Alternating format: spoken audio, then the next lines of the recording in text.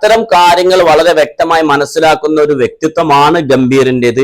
അത് ഇന്ത്യൻ ടീമിൽ അദ്ദേഹം കളിക്കാരനായി നിൽക്കുമ്പോഴും അതുപോലെ തന്നെ കൊൽക്കത്ത ടീമിന്റെ ക്യാപ്റ്റൻ ആയിരിക്കുമ്പോഴും പല സമയത്തും നമ്മൾ കണ്ടതാണ്. ഹായ് നമസ്കാരം, വോയിസ് ഓഫ് മുജീബിലേക്ക് സ്വാഗതം. ചാനൽ ആദ്യമായി കാണുന്നവർ സബ്സ്ക്രൈബ് ചെയ്യാൻ മറക്കരുത്. ഇന്ന് നിങ്ങളുമായി പങ്കുവെക്കുന്ന ഒരു കാര്യം, വേൾഡ് കപ്പ് തുടങ്ങാനിരിക്കുന്നു. നേരത്തെ പറഞ്ഞിരുന്നു വേൾഡ് കപ്പിന് ശേഷം രാഹുൽ ദ്രാവിഡ് ഹെഡ് കോച്ച് സ്ഥാനം ഒഴിവാകുമെന്ന്.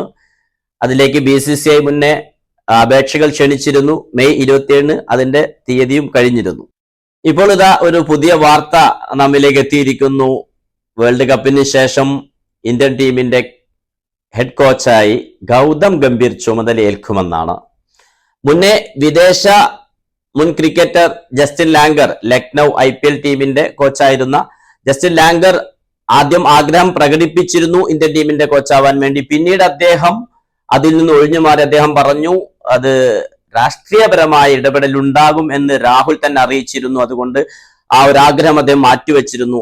ഇപ്പോൾ ഏറെക്കുറെ ഉറപ്പായിരിക്കുന്നു അപേക്ഷകളിൽ കൂടുതലും വിദേശ മുൻ ക്രിക്കറ്റർമാർ പ്രസിദ്ധരായ ആരും തന്നെ ഇല്ല എന്നാണ് അറിയാൻ കഴിയുന്നത്. അതുകൊണ്ട് ഗൗതം ഗംഭീറിന്റെ പേര് മുന്നിൽ വന്നിരിക്കുന്നു. ഇത്തവണ IPL കൊൽക്കത്ത ചാമ്പ്യന്മാരായ സ്ഥിതിക്ക് കൊൽക്കത്തയുടെ മെന്ററേറ്ററായ ഗൗതം ഗംഭീറിനെ തന്നെ ഇന്ത്യൻ ടീമിന്റെ ഹെഡ് കോച്ചായി നിയമിക്കണം എന്ന് തന്നെയാണ് BCCI ഉദ്ദേശിക്കുന്നത്. പക്ഷെ അദ്ദേഹം പിടികൊടുത്തിട്ടില്ല. എങ്കിൽ പോലും 99% ഇവിടെ ഉറപ്പായി കഴിഞ്ഞു ഗൗതം ഗംഭീർ വേൾഡ് കപ്പിന് ശേഷം ഇന്ത്യൻ ടീമിന്റെ ഹെഡ് കോച്ചായി വരുമെന്നുള്ളത്.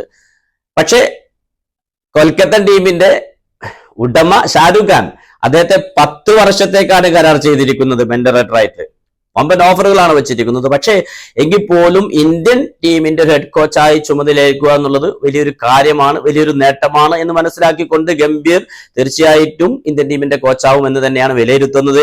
എന്നാൽ ഇന്ത്യൻ ടീമിന്റെ കോച്ചായി ഗൗതം ഗംഭീർ വന്നാൽ ഏറ്റവും ഗുണകരമാകുന്നത് സഞ്ജു സാംസനെ പോലത്തെ ക്രിക്കറ്റർമാർക്കായിരിക്കും.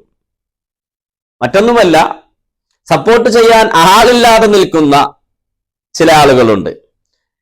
എത്ര കഴിവുണ്ടായിട്ടും എത്ര കളിച്ചിട്ടും ടീമിൽ എത്തിപ്പെടാൻ കഴിയാതെ നിൽക്കുന്ന അവർക്കൊക്കെ ഭയങ്കരമായൊരു സപ്പോർട്ടാണ് ഗൗതം ഗംഭീർ നൽകുക എന്നുള്ളൊരു സംശയമില്ല.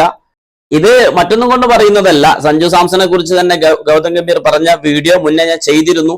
അപ്പോൾ അത്തരം കാര്യങ്ങൾ വളരെ വ്യക്തമായി മനസ്സിലാക്കുന്ന ഒരു വ്യക്തിത്വമാണ് ഗംഭീറിന്റേത്. അത് ഇന്ത്യൻ ടീമിൽ അദ്ദേഹം കളിക്കാരനായി നിൽക്കുമ്പോഴും അതുപോലെ തന്നെ കൊൽക്കത്ത ടീമിന്റെ ക്യാപ്റ്റൻ ആയിരിക്കുമ്പോഴും പല സമയത്തും നമ്മൾ കണ്ടതാണ്. ഡൽഹിക്ക് വേണ്ടി കളിക്കുമ്പോഴും അദ്ദേഹത്തിന് ആദ്യം പ്രധാനം കളിയാണ്. അവിടെ വ്യക്തിത്വങ്ങളില്ല. നന്നായി കളിക്കുന്നവന് അവസരം കൊടുക്കുക എന്നുള്ളത് തന്നെയാണ് അദ്ദേഹത്തിന്റെ തിയറി. അതുകൊണ്ട് തന്നെ പറയുന്നു, ഇന്ത്യൻ ടീമിന്റെ കോച്ച് ഗംഭീർ ആയി കഴിഞ്ഞാൽ വൻ മാറ്റങ്ങൾ നമുക്ക് പ്രതീക്ഷിക്കാം. അവസരങ്ങൾ കഴിവുണ്ടായിട്ടും അവസരങ്ങൾ കിട്ടാതെ കിടക്കുന്ന താരങ്ങൾക്ക് ഇത് നല്ലൊരു അവസരമായിരിക്കും എന്ന് തന്നെയാണ് പ്രതീക്ഷിക്കുന്നത്. അദ്ദേഹം തന്നെ ഇന്ത്യൻ ഹെഡ് കോച്ചായി വരട്ടെ എന്ന് ആഗ്രഹിച്ചുകൊണ്ട് ഇന്നത്തെ വീഡിയോ നിർത്തുന്നു. ആദ്യമായി വീഡിയോ കാണുന്നവർ സബ്സ്ക്രൈബ് ചെയ്യാൻ മറക്കരുത്. ബൈ.